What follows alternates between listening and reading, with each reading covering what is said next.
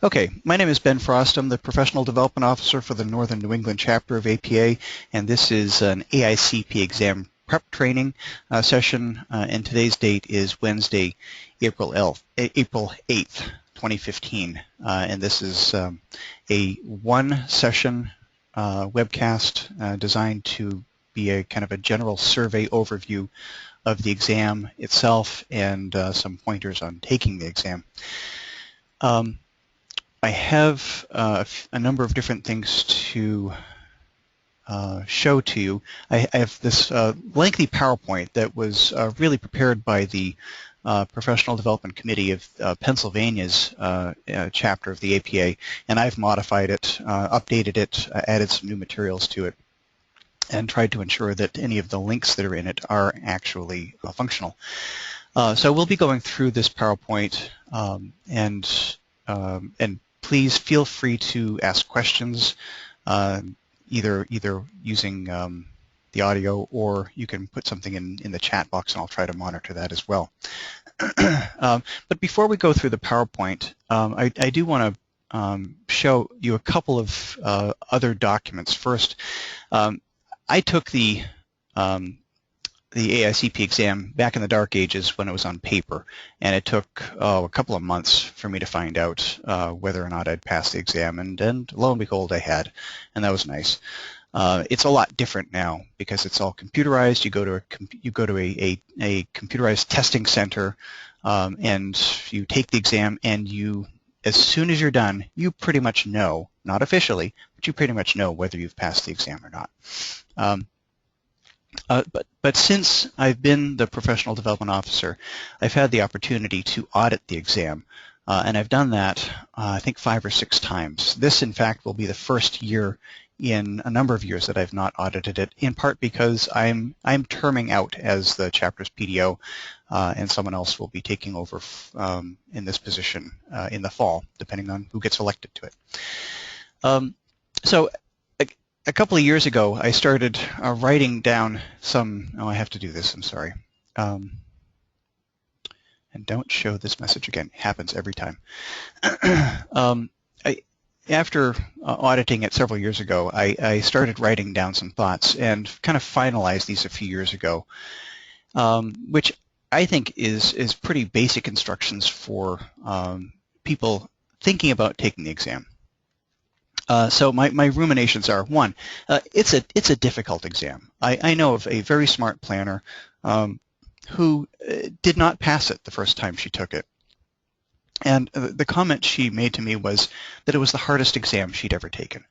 And it may be true. That was the hardest exam she's ever taken. I think it is difficult. It is certainly comprehensive, and it requires you to study a lot of different stuff. Can you pass it without studying? Yes, it's possible. If you're exceptionally good at taking multiple choice exams, because it is entirely multiple choice, no essays, no writing, just clicking the boxes, right or wrong. So if you're exceptionally good at multiple choice exams, if you're really good at trivia, Trivial Pursuit, or other fact-based trivia games, you may be able to do it without studying. Most people, I think, do set aside some significant time to study for it because it is a tough exam. Not all the questions are clear, and they're intentionally ambiguous and vague, and they have extraneous, irrelevant information in them, and it's up to you to sort out effectively the wheat from the chaff, figure out what is relevant to the question, and which are, well, what are the right answers, essentially. Some of the questions are really easy, and some of them are really hard. And so you have to pace yourself. And what I do when I'm taking an exam like this, I map out how far along in the exam I should be at a certain point in time. So once I'm halfway through the time, I should be more than halfway through the exam to give myself some extra time. Some questions will take longer than others. That's just the way it is. So yeah, extraneous information, just like the rest of life, sort it out. You will be required to exercise judgment. This is a multiple choice exam, but there are going to be these ambiguous, difficult questions that require you to say, well, some of these answers could be right. What's the one that is most right or the most likely to be right? Or I say here, what's both right and practical? And unless you are an extraordinary genius, a Sheldon-esque genius, you can't get everything right. So don't sweat the wrong stuff. You're going to get some stuff wrong. Live with it. It's okay. As long as you get a sufficient number of questions right, you will pass the exam.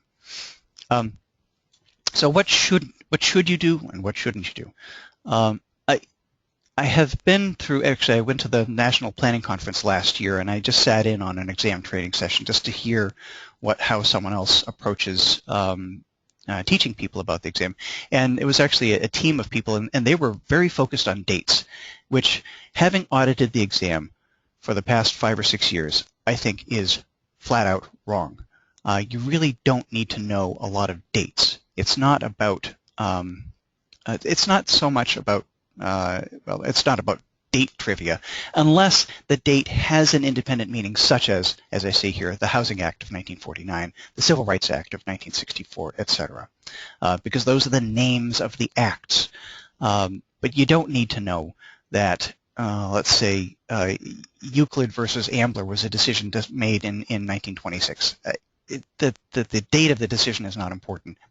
What is the holding of the court in that case is important.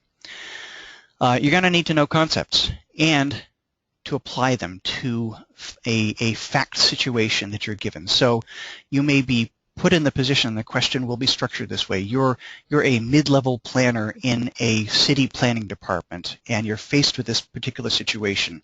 What do you do? So you're going to have to look at the answers and see, well, what's the best approach that is given here? Unlike the dates, you're going to need to know people, famous planning figures, and why they're famous, why they're important to planning.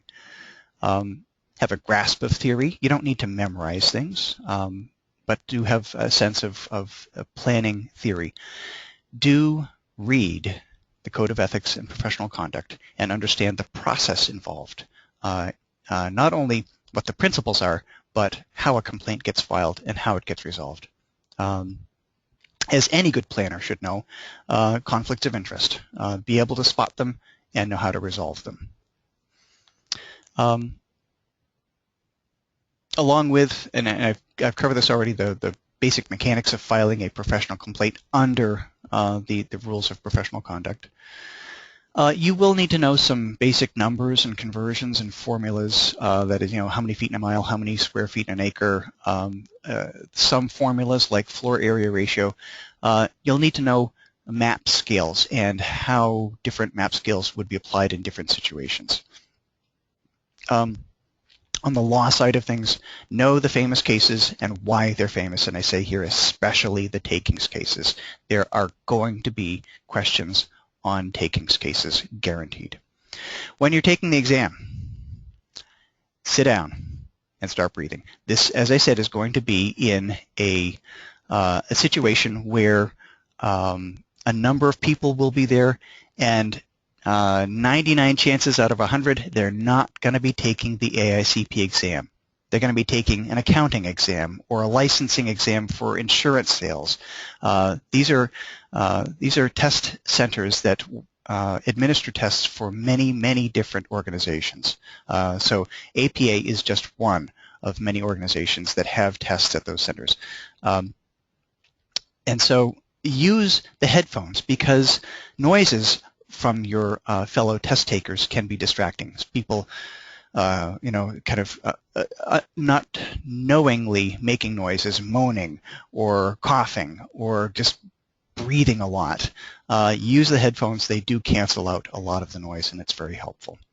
On the AICP exam, as I said, everything is multiple choice. Eliminate everything that's obviously wrong and choose the best answer. This is standard multiple choice test taking strategy. As I said before, pace yourself. Know where you should be at least halfway through the exam. And again, this is my approach to multiple choice exams. If you have doubts, trust your instinct. What seemed right the first time you read the question? Generally speaking, for me, my instincts tend to be pretty good on these things, so I rely on them. You may find it's different for you. I don't know. Going back very far in all of your histories, this is not like the SAT, where you get penalized for a wrong answer. There is no penalty for a wrong answer other than the fact that it's wrong. So don't leave anything blank. You have to answer all questions. So even if you don't know what the answer is, answer it. Choose one at random, A, B, C, D, E. Doesn't matter. Choose an answer. And then mark that question for follow-up. When you get to the end of the exam, you'll get a screen that says, do you want to look at your marked questions? And you'll say yes. And it will automatically take you to the questions that you had marked for follow-up. This is why you want to leave extra time at the end so you can return to the questions where you had some doubt. You may find that in a subsequent question, there was some information that triggered a thought and you said, oh, that's the answer to that question. But you don't want to go try to figure out where was that question because you've already marked it and you'll come back to it at the end of the exam. When following up, only change your answers if you really know you were wrong the first time. That's my basic approach to these exams. If you don't pass, it's not the end of the world, seriously. And look upon it as a dry run for when you're really ready to take it. It is a difficult exam, and as I point out here, roughly 1 in 3 people don't pass the exam. So roughly 67% passage rate. That's just the way it is. It's a tough exam. If you don't pass, when you're out in the car, take down a pad of paper and write down your thoughts on the exam. Write down the questions that you had doubt about, so you can go back and look at them later for the next time you take the exam. Okay, so that's my thoughts after auditing the AICP exam again and again and again. Now let's go to the PowerPoint. And again, I would encourage people to enter questions in the chat or to use your audio if that is working. Okay, so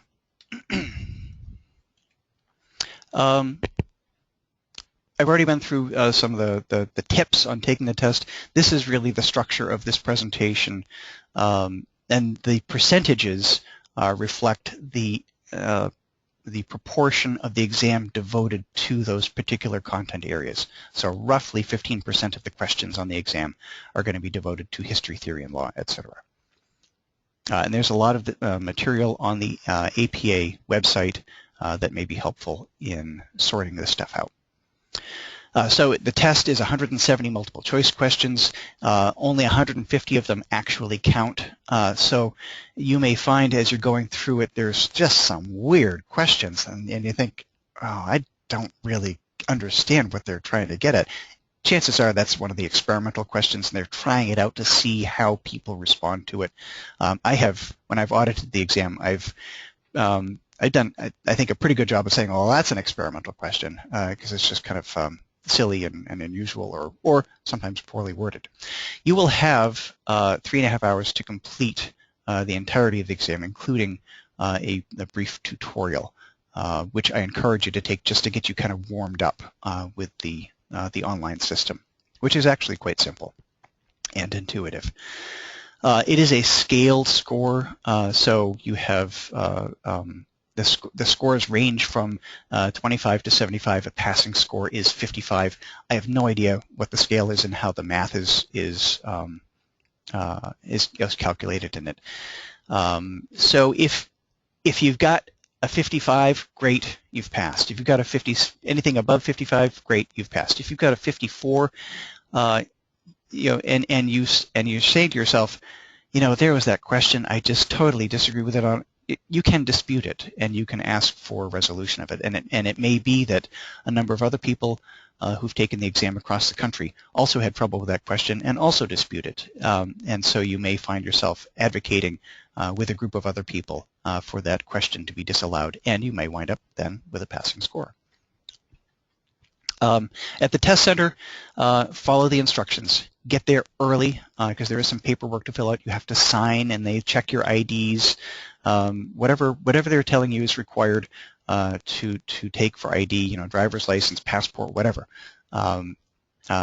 Take it with you. Make sure it's there. But you will need to literally turn out your pockets. You'll need to show that you have nothing in your pockets. You'll be given a locked locker into which you can put all of your personal effects, including your wallet, everything. Other than your clothes, which you are allowed to take into the test center. So you're given a calculator, you're given paper, you're given pencil, scratch pad. That's all in there in the test center for your use. And you may take notes, but you can't take them with you. Once you leave the exam center, the test center, you will have to leave your notes behind. That's why I'm saying once you're done, go out in your car, take notes if you didn't pass the exam. Study early and often. This is a key. The key to success on the exam is to figure out where you are weak and to focus on those areas, especially if they are some of those areas that are, say, of the higher content area. So I'm going to go back one slide and look at these. So plan making and implementation. If you find you're weak on that, that's 30% of the exam. Yeah, you better concentrate on that. So make use of resources appropriate for your background. Okay, so I'm a lawyer. I'm really comfortable with the law side of the exam. So when I took it, I didn't study the law. I felt like I had a really good grasp on it. I focused on other areas. So here's a sample question. And unfortunately, because of my server environment, I have to go off of my server to go to my local machine, which doesn't have PowerPoint. So I'm just doing this PDF, so we don't have any animation here, so we have the correct answer on the bottom. But here's a sample question that is representative of the sort of question that you might have. An urban municipality has received grant funding to restore riparian buffers in order to improve the untreated water quality of the municipality's public water, which is drawn partially from surface waters. Which of the following steps is not necessary to get the project underway?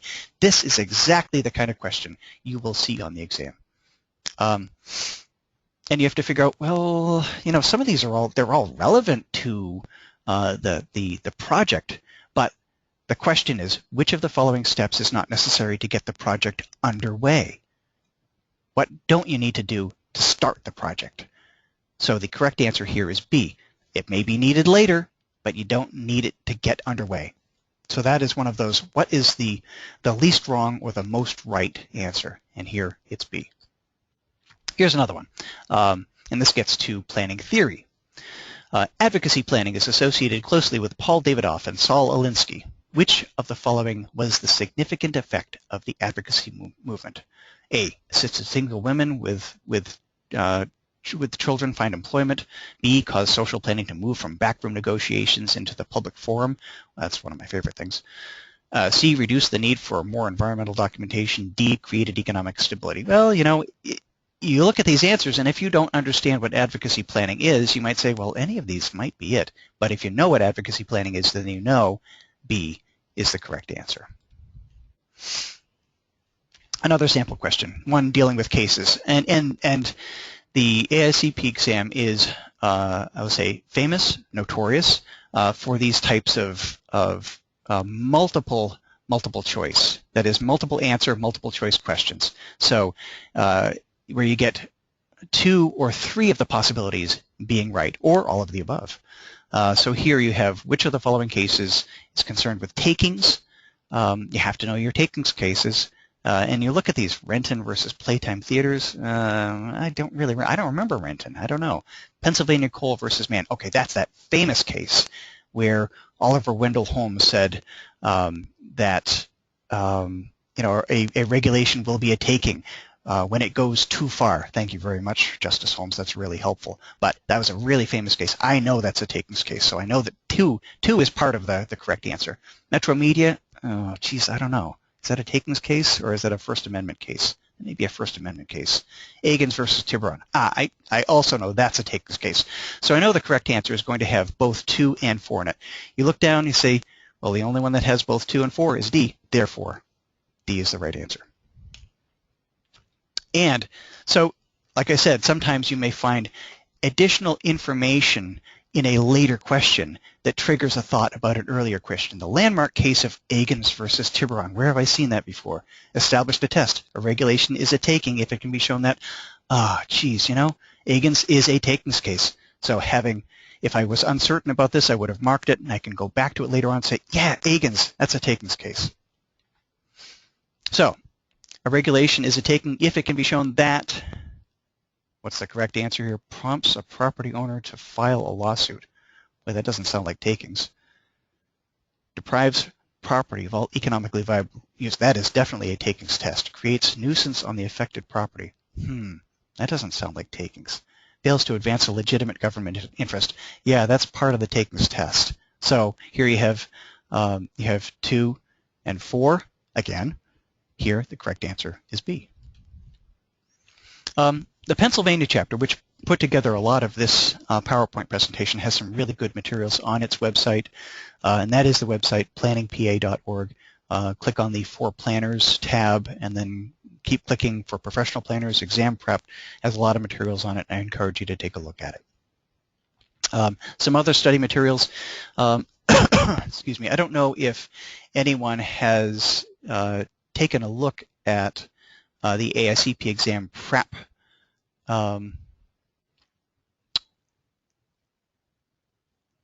And I in fact just started looking at it today.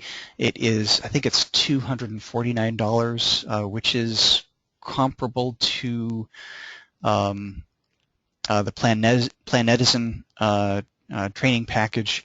Last year when I was at the planning conference, we got kind of an advance brief on AICP Exam Prep 3, and it looked really good. The product has been completely redone from beginning to end. It's online. And I just started poking around it today because PDOs have free access to it. And it seems like it works pretty well. But I've not talked to anyone who's actually purchased it, so I don't know its relative quality in comparison to other things.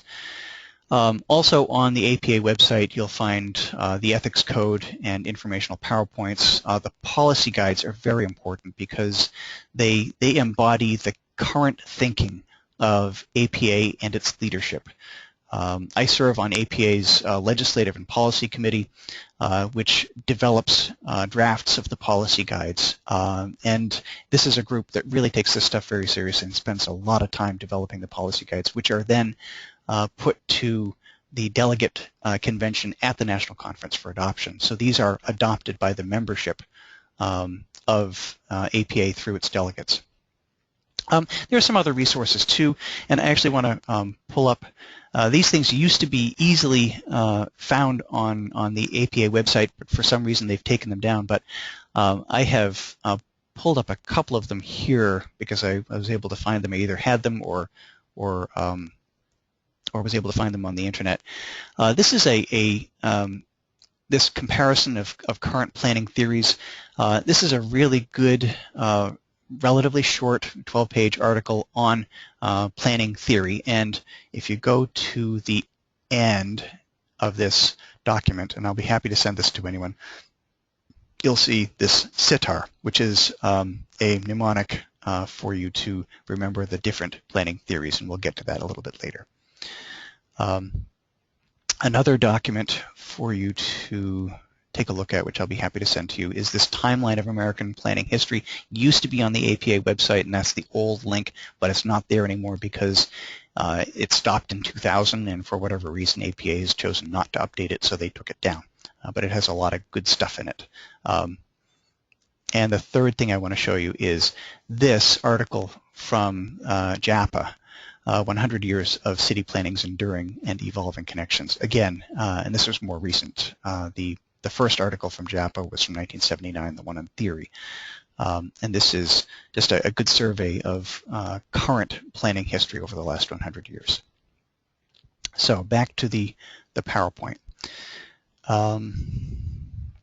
And Alan, you've asked a question. Raise your hand. Where is this option? I don't see what you see on the screen, but there should be a bar on the side that should have a hand option for you to depress so you can essentially raises your hand so I can see that you have a question to ask.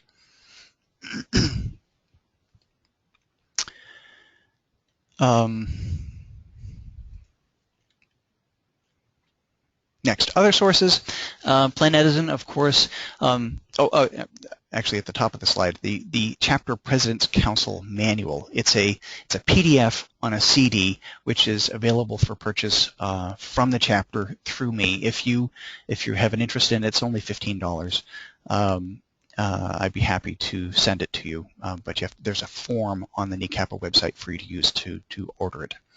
Planetizen, I've talked about. Flashcards. There are lots of people who created their own flashcards to study for the exam, and they've put them up on the web for you to use. Just recognize that, well, caveat emptor. Just because it's on the internet doesn't mean that it's right. And I'm reminded of the Peanuts cartoon where Linus had created flashcards for himself to teach himself spelling, and the first card was table, spelled T-A-Y-B-U-L. Just because it's there doesn't mean it's right. If you're looking for some stuff on law, Google Scholar is very good. So just go to Google and put in Google Scholar, and it will bring up Google Scholar. Lots of articles, law review articles, as well as cases too. And also the Cornell Law School website is particularly good. It was really the first, it's called the Legal Information Institute. It was the first significant effort to put a lot of law on the internet. Now, almost 20 years ago. My note here at the bottom, practice exams are important, but don't study the questions. Pay attention to the format and topic. I think a lot of the practice exams are out there have good questions, but they don't necessarily reflect the kinds of facts and content that are actually on the exam. Lots of reading materials. Carol Barrett's Everyday Ethics for Practicing Planners is exceptionally good. And you may be familiar too with the ICMA's, the Practice of Local Government Planning, the so-called Green Book, which is no longer green. On the APA's website too, there's a lot of selected readings. These are not necessarily linked. You've got to go find them somewhere, but at least it has a lot of information for you to follow up on if you so choose. For my money, I would choose just a few things to study from. Don't pile yourself up into this overwhelming mass of material for you to read through. I don't think it's worth the effort. We've already gone through test tips, but here's a couple others. There are a couple others that I haven't gone over here before. Well, dress in layers. The places tend to be cool, but you may find yourself sweating after a while. Eat before the exam because well, you can't take food in with you. Let's see. Do the math twice. Measure twice, cut once. The last two things I think are vitally important here. Think national. So we're all from, or at least we're all working in New England, northern New England, which has a particular view of the world. And it is a very egocentric view of the world. But the way we do things here is not matched by how things are done in most of the rest of the country. So in the rest of the country, county planning agencies oftentimes may be very important and have actual decision-making power and authority. Not so here. Think of national issues. It's not a Maine, New Hampshire, Vermont exam. It is a United States planning exam. Think of issues that are important to APA, not to NNECAPA. So into some of the content sections of the exam, and I'm going to go through these things fairly quickly, and I'll make this PowerPoint available to you because it has actually a lot of content in it as well. This PowerPoint presentation is itself a good thing to study because of the amount of information that the Pennsylvania chapter put into it. And it seems every time I do one of these webcasts, I have gotten a cold roughly a week beforehand, so I wind up with a cough. Okay, so there is the, it's kind of green, the ICMA Local Planning Guide, the former Green Bible. The second chapter of the second edition has great historical background if you can find it. The third edition is more up-to-date, a little better written. The fourth edition is not green. But this has pretty much everything in it you would need to know to have a basic understanding of planning in the United States. Know the fathers. These are the fathers. Father of regional planning, father of zoning, father of city planning, and these names probably are familiar to you. David Off, advocacy planning, Ian McHarg, ecology, city planning, Daniel Burnham, make no small plans. Know who they are, know why they were important. Some more important people, for things that they've written, for things that they've done, for disputes they've engaged in, Robert Moses and Jane Jacobs, have an understanding of, you don't need to know their entire life story.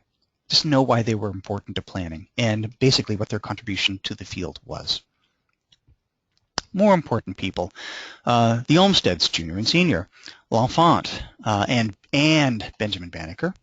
Benjamin Banneker was the one who actually produced the plan for the city of Washington, D.C., based on L'Enfant's sketch. Other people, well, I've already said Ian McHarg, Rachel Carson, Le Corbusier, James Rouse, developer of Columbia, Maryland, and other places, including Faneuil Hall Marketplace, Quincy Market in Boston. I will virtually guarantee you will have a question that involves someone like Andres Duany or Peter Calthorpe. Contemporaries, it's not just old or dead white guys, but also some living white guys, and maybe some who aren't white as well and who aren't guys. Philosophies. Know basically what these are. Again, you don't need to study them in depth, but if you've taken a planning history course before, then you're going to be familiar with these. In particular, I would focus on things like the City Beautiful movement or the City Efficient movement or the Garden City movement that really created the pathway for planning in the 20th century.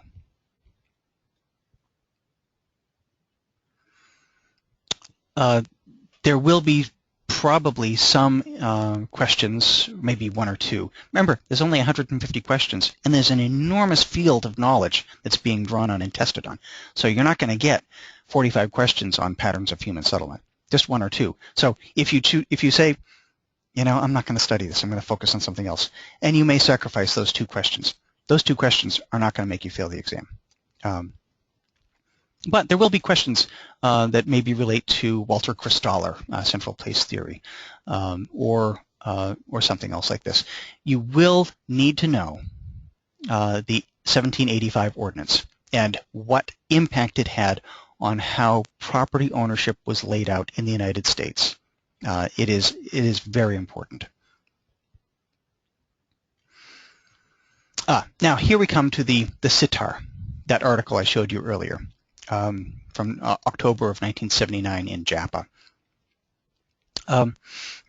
These are the 5, although you can argue that there are other planning theories as well, but in this article, these are the 5 basic planning theories: synoptic, incremental, transactive, advocacy, radical, sitar. Know basically what they are, and you can get that information from that article, which, as I said, I'll be happy to send to you. In this kind of history and law, know the amendments to the Constitution. Not all of them. You don't need to know about voting age, but you do need to know about the First Amendment. You do need to know about the Fifth Amendment and the 14th Amendment. The Fifth Amendment, particularly freedom of speech and the aspects, the 2 aspects of religion, the Establishment Clause and the Free Exercise Clause. You need to know how they operate constitutionally and how they impact upon planning. The Fifth Amendment, obviously, that last clause of the Fifth Amendment, nor shall private property be taken for public use without just compensation, the takings clause. This is of vital importance to planners. And then the 14th Amendment, which takes essentially the Fifth Amendment and applies it to actions of the states. The Bill of Rights really applies only to the federal government and the actions of the federal government in relation to its citizens. The 14th Amendment then takes that and applies these principles, in particular the Fifth Amendment, to actions of states and, because of the way states are created, the sub-jurisdictions of states, counties, cities, towns, villages. Cases, you're not going to need to know all of these, I promise you, but you are going to need to know some of them and pick out the ones that are particularly important. Pennsylvania Coal versus Mann, Euclid versus Ambler, Berman versus Parker, possibly in part because it supported the U.S. Supreme Court's decision in 2005 in Kelo versus New London, Connecticut. Looking at some others here, the bottom of the list here, Penn Central is an important case on regulation and takings. And then even more, again, you're not going to need to know all of these, but then there's the 1987-88 cases, First Evangelical and Nolan, 92 Lucas, Dolan versus Tigard. Lingle is not so much it's not a case that you'll probably get a question on, but it actually has a very good opinion that gives an excellent, this is Justice O'Connor writing, an excellent historical overview of takings jurisprudence.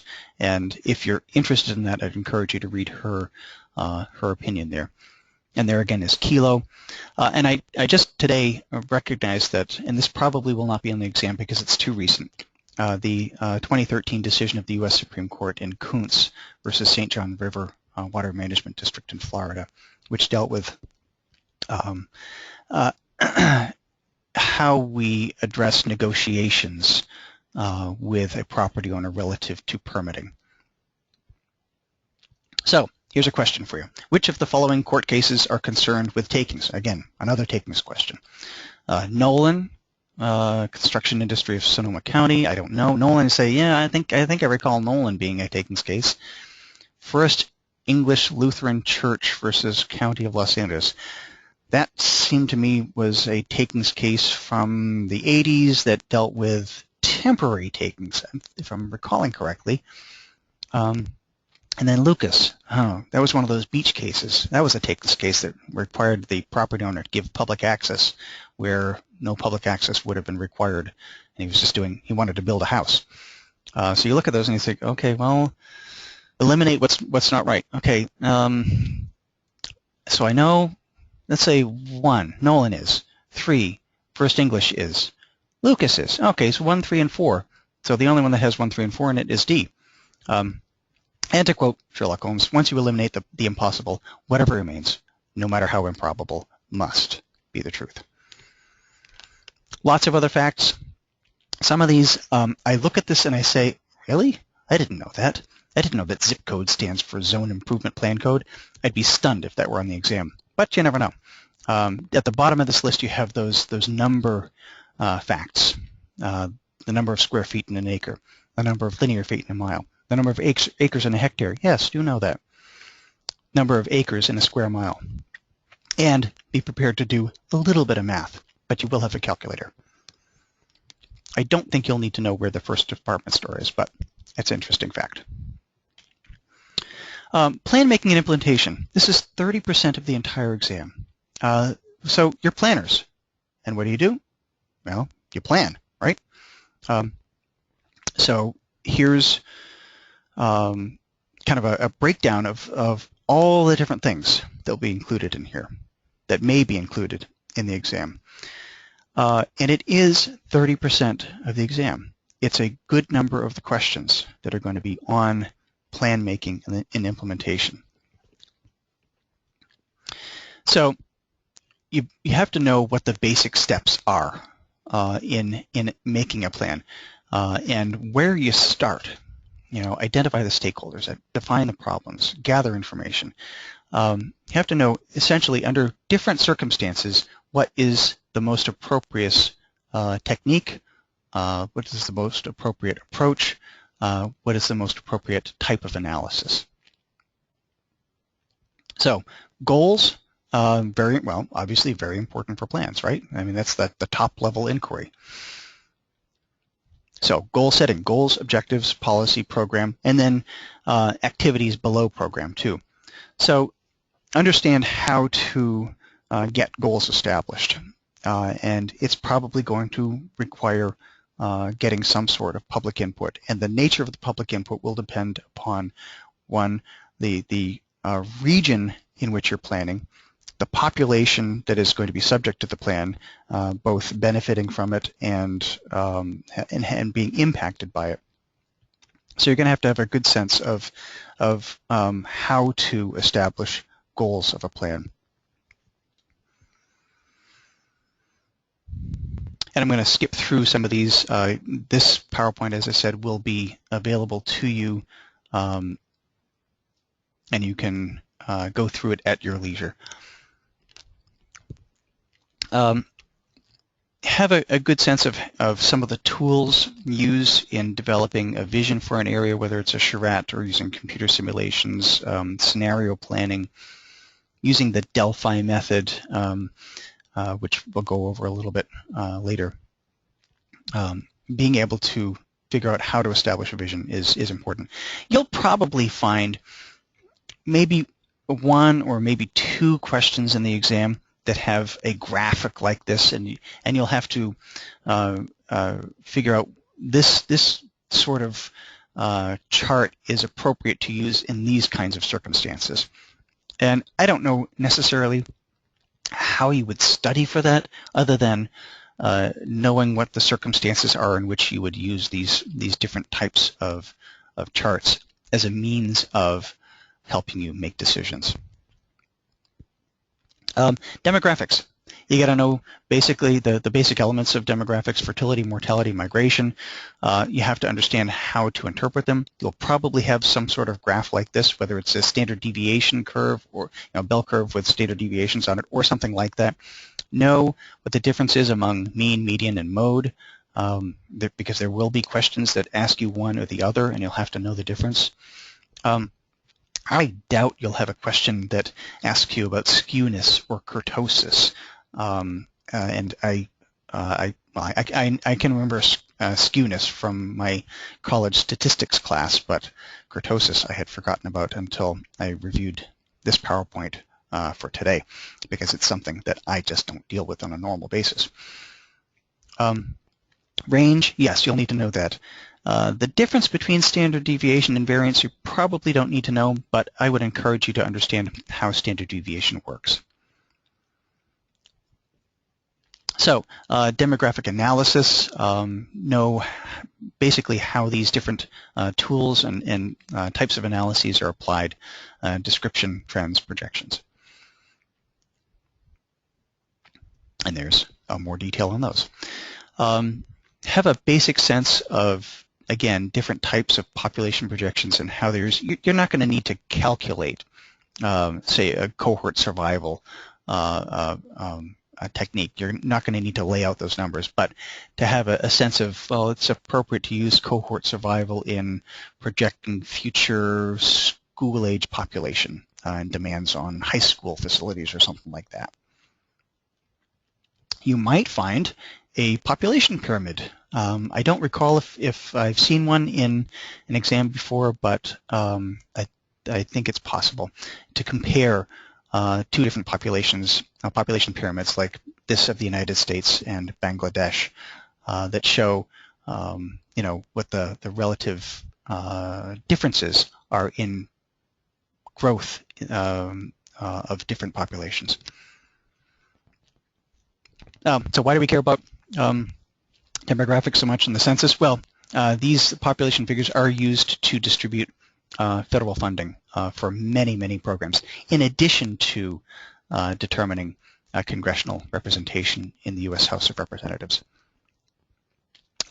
So given that this is a comprehensive planning exam intended to look at planning from a national perspective, a lot of us work in very small planning departments. We may be solo planners in a town, and there's you may have some admin support, but you don't have multiple staff working under you.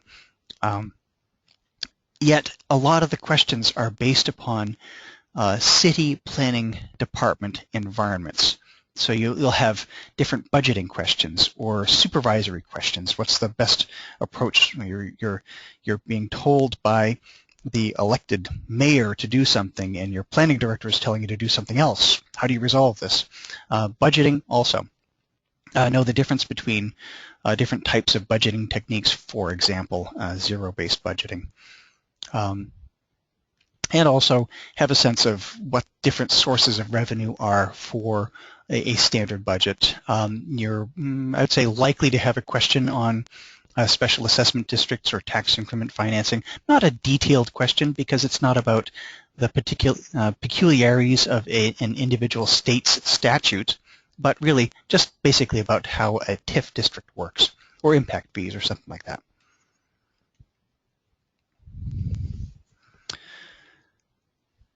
And let's move on here. So you'll probably get some sort of question on economic base theory, that is calculating employment trends and projections based upon or properties of employment and economic activity in a region, and that will probably take the form of a location quotient question.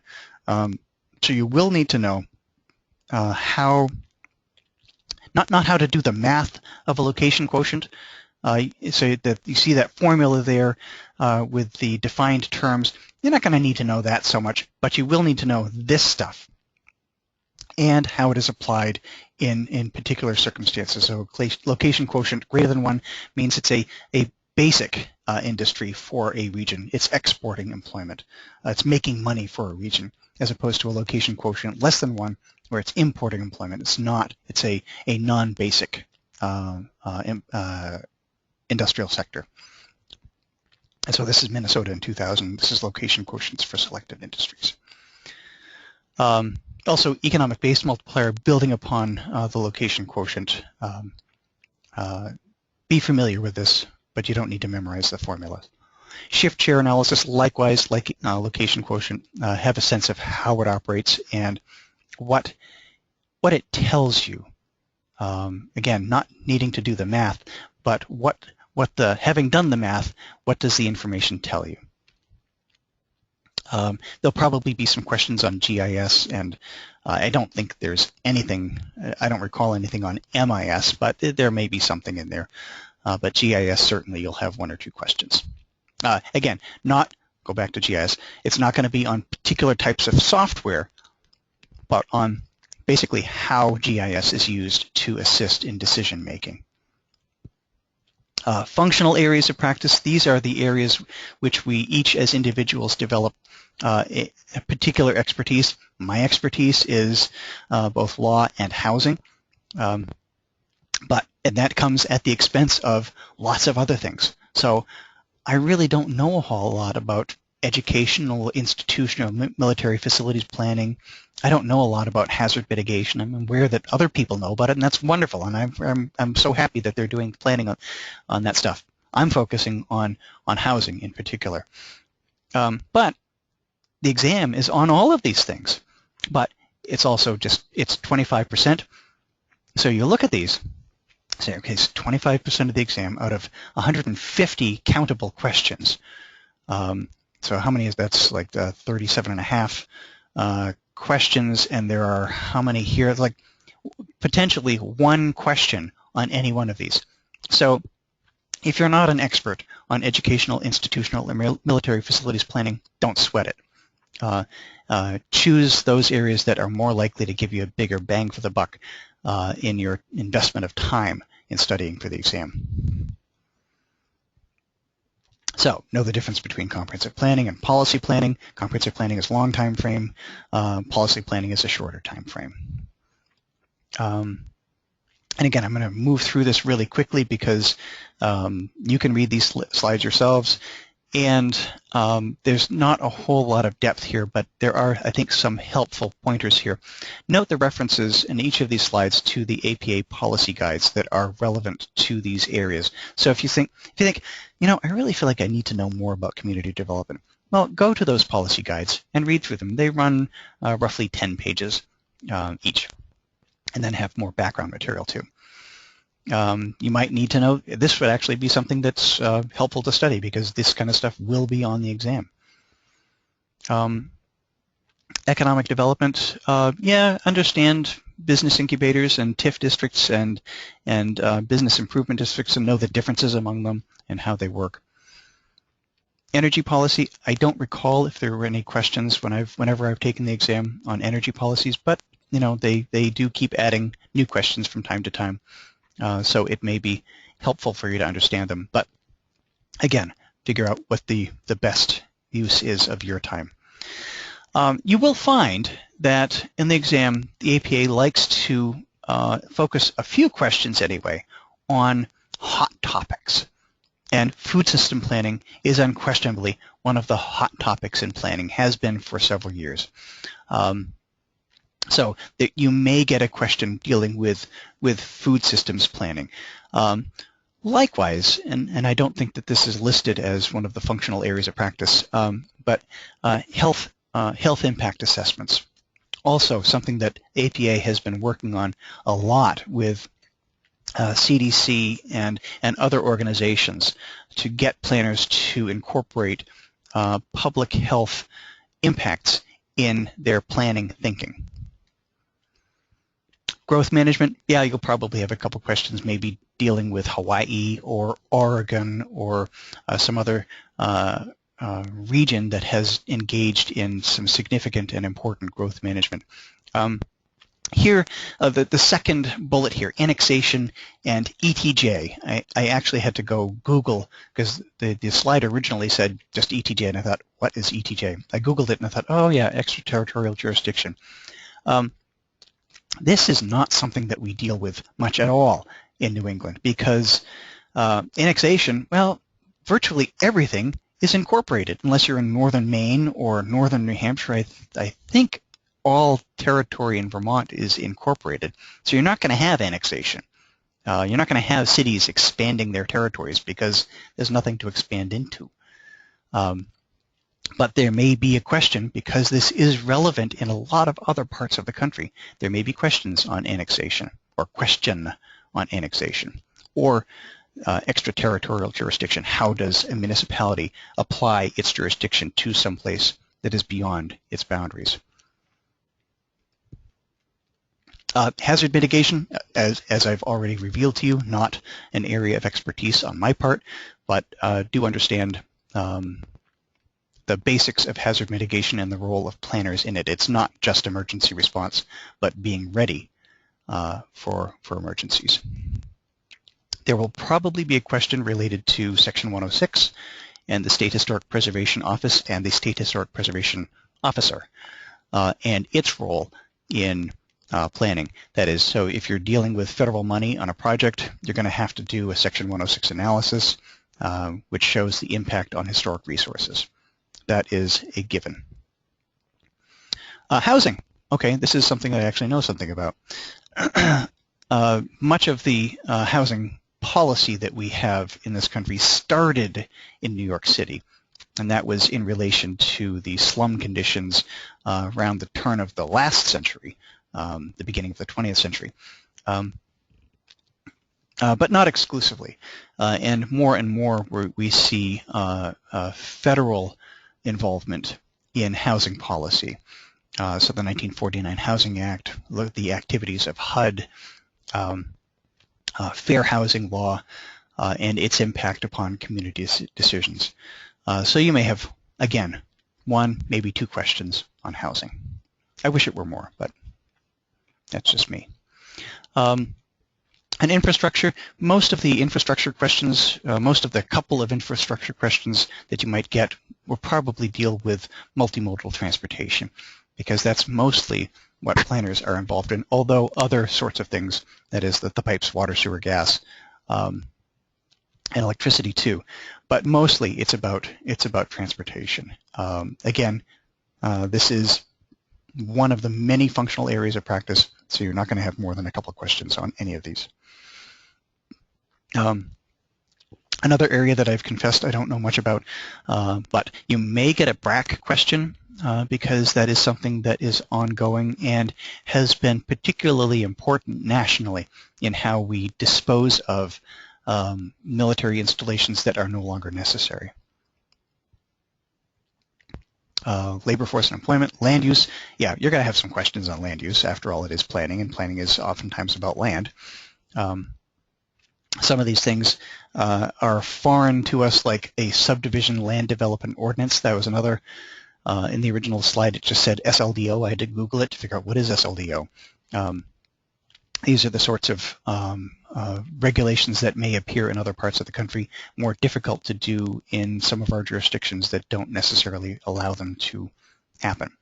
Types of development, TOD, yeah, you're going to get a question on TOD. Probably get something on mixed use or brownfield or something like that, or conservation design.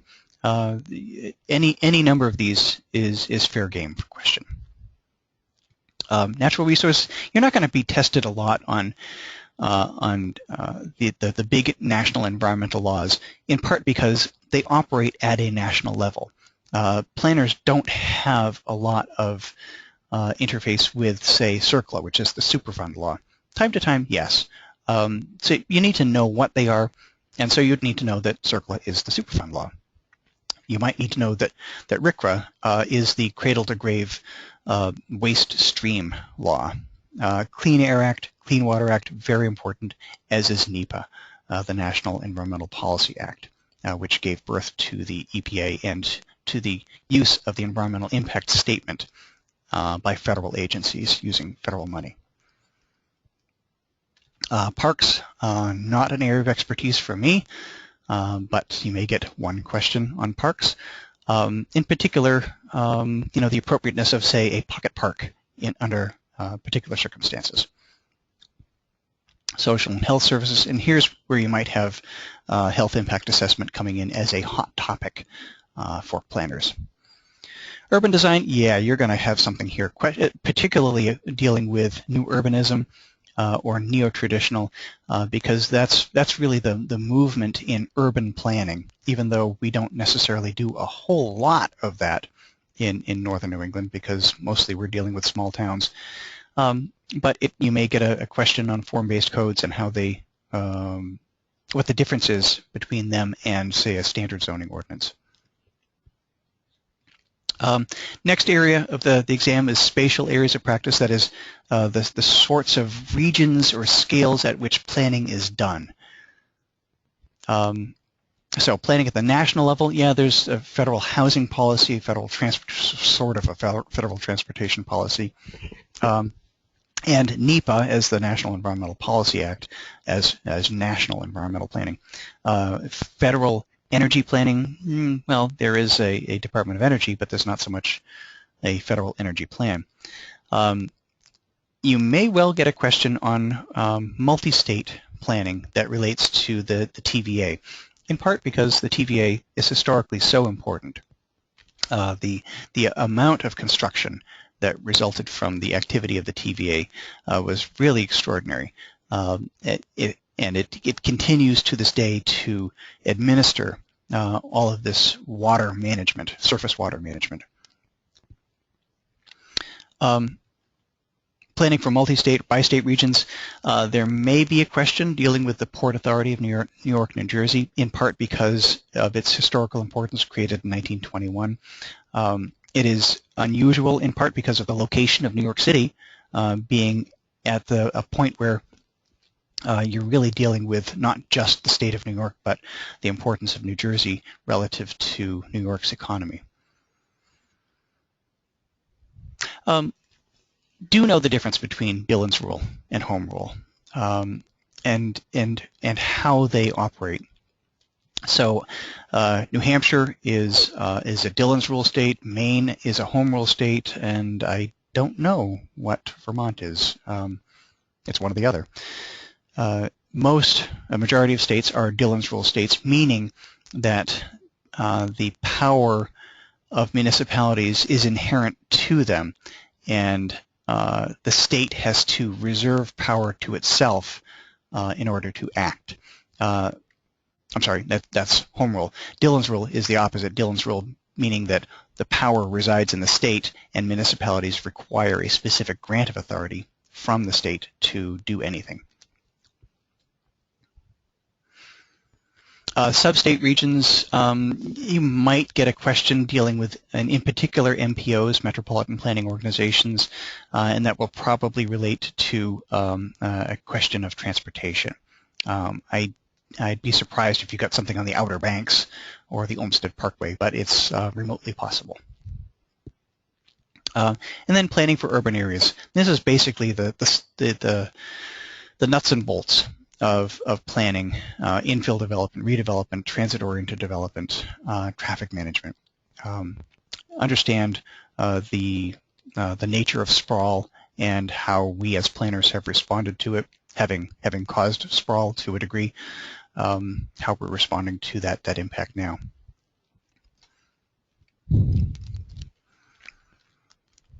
And I've already talked a little bit about neighborhood development in discussing business improvement districts and TIFs, and know the difference between the two.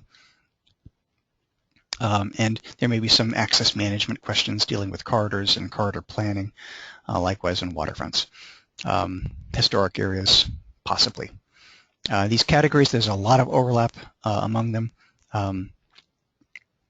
So again, recognize that there's an enormous field of knowledge and you can't know it all. Focus on areas that are foreign to you. Understand that you're only going to have a couple of questions on any one of these. So if you skip over one, you're probably not going to seriously prejudice your possibility of passing the exam. Public participation in social justice, it's 10%, but it's important in part because it is a requirement of planners who are members of AICP to really get this stuff. And there will be questions about how to involve different types of populations in the planning process. And why does it matter? Well, the AICP Code of Ethics requires it. Therefore, it matters. That's why. Well, beyond the fact that it's actually a good thing, too. So in social justice, we talked a little bit before about advocacy planning, Saul Alinsky and Paul Davidoff. No, also Sherry Arnstein in the ladder of citizen participation. There may well be a question specific to that. And here's really the issue of the participation process in planning and figuring out how to get people involved. You have to identify who they are first, who their decision makers are, what's the decision to be made, and then map out what the stages are. In particular, underserved groups or traditionally marginalized populations, to use HUD speak, figure out what the best methods are to reach out to them, because it will vary depending upon the population, and know the differences among the different sorts of public participation techniques. What's appropriate for a public hearing? What's appropriate for an open house? What sorts of education do you need to do? Interviews, yeah, they're great. They get excellent information, but they're very expensive to do. Okay, and this actually was a very good website, and unfortunately no longer exists, I don't think. But it showed, it was a plan for a county in Pennsylvania. So techniques, charrettes, we talked a little bit about the Delphi technique, which was used in New Hampshire in part by the Department of Transportation when it was doing its population projections based upon the impact of the I-93 expansion. So the Delphi technique was used, that is the expert panel, to come up with population projections, which then DOT promptly ignored and was sued over it. So here's the Delphi method developed by the Rand Corporation, I believe in the 1950s, as a means of coming up with the right answer for a group. So the 3 C's: coalition building, consensus building, conflict resolution. Your primary responsibility as a planner, whether you're working for the public or as a private consultant, your primary responsibility is to the public. That is an essential element of our code of ethics. And I will go to that now. The code of ethics and professional conduct is only 5% of the exam, but it is important, and you are guaranteed to have some questions on these.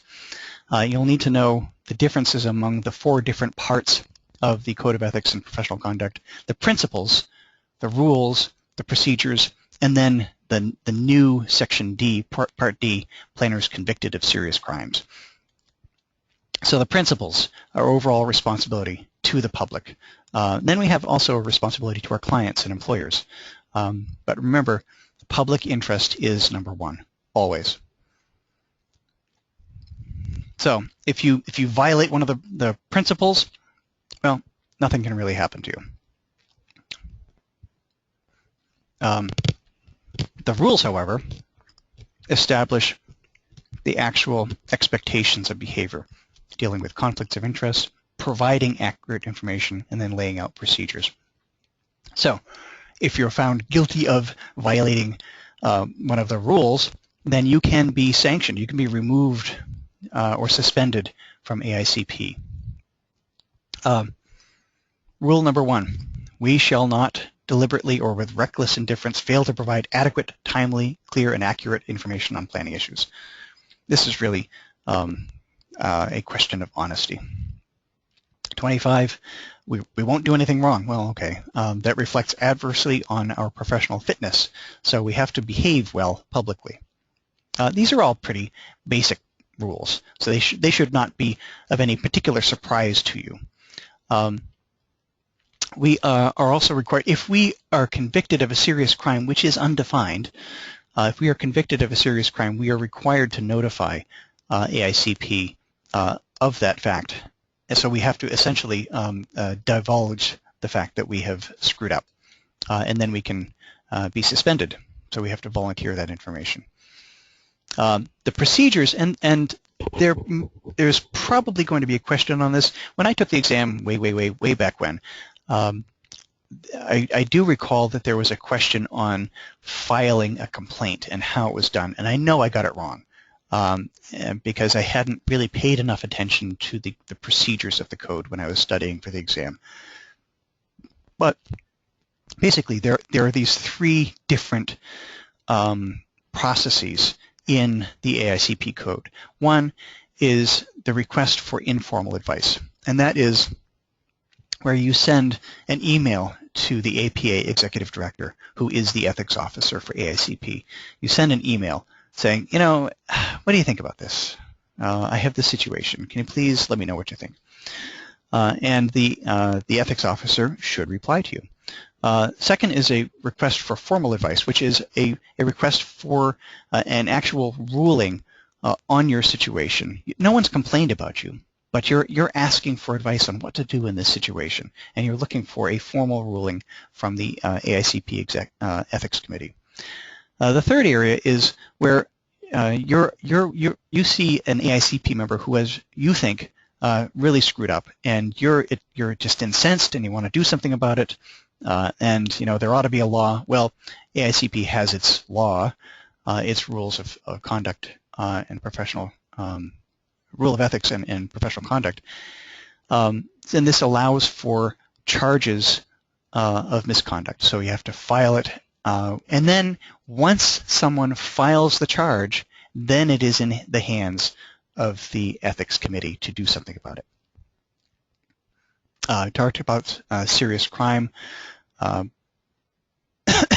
here is some of the ethics, the activity of ethics complaints. Given that there are something like 45,000 members of APA and, I don't know, maybe 15,000 members of the AICP, there's not a lot of complaints filed. Now, is that because we're all so wonderful? Probably not, but I think many of us are.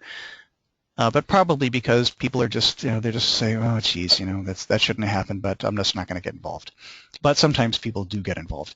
And 2009 was a particularly active year, and that's why I put the data up for that. The more recent years, 2012 was the last year that was reported, weren't particularly interesting.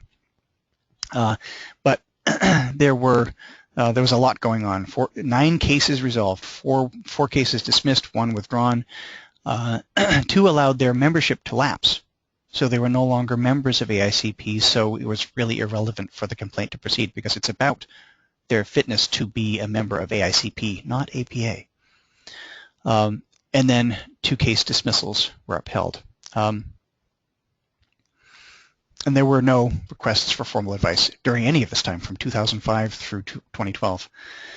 And here's more data over the period of 2005 to 2012. In 2005, there were 5 ethics committee actions in 2 separate cases.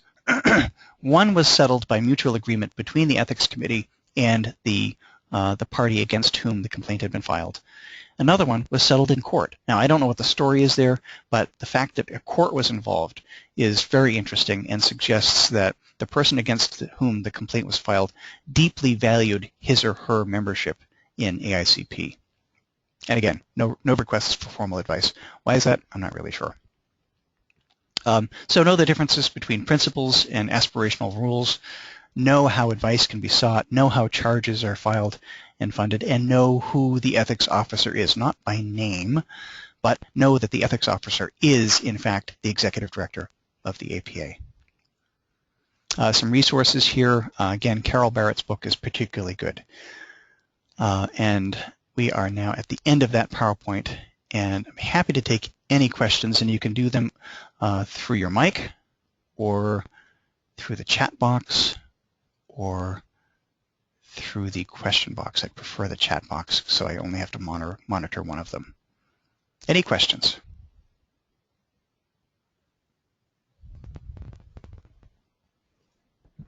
Again, this is Dave Saladino. Did you say you were going to send out, or have you already sent out the slides? I have said that I will send it out, and I will after we are through today. This webcast is also being recorded, and if it converts properly and actually works, and sometimes that's kind of a dodgy issue, then I'll put it up on the NHPA YouTube channel. Wow, okay. Great, thank you. You're welcome.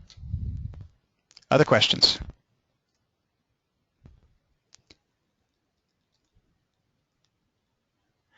And if not, you have my contact information here. I'm happy to provide any help I can within the strictures of the Code of Ethics. I can't tell you what questions are going to be on the exam or are not going to be on the exam, in part because I don't really know, but even if I did know, I couldn't tell you. Like I said, I have taken a look at Exam Prep 3.0. I think if you're looking to purchase something, that's probably as good as anything for that price. Recognize, though, that it is, I think it's $249. If you don't have that change in your pocket, consider purchasing the Chapter President's Council manual, which is a little bit old. It's now from 2011, 2012, but still really good. And you can get that by completing a form on the NNECAPA website, which is NNECAPA.org, and look up under the Professional Development section. Okay, in the absence of any other questions, I'm going to call this a wrap, and I thank you for your kind attention and wish you all the best of luck on taking this exam. Thanks very much. Goodbye, everyone. Thanks, Ben.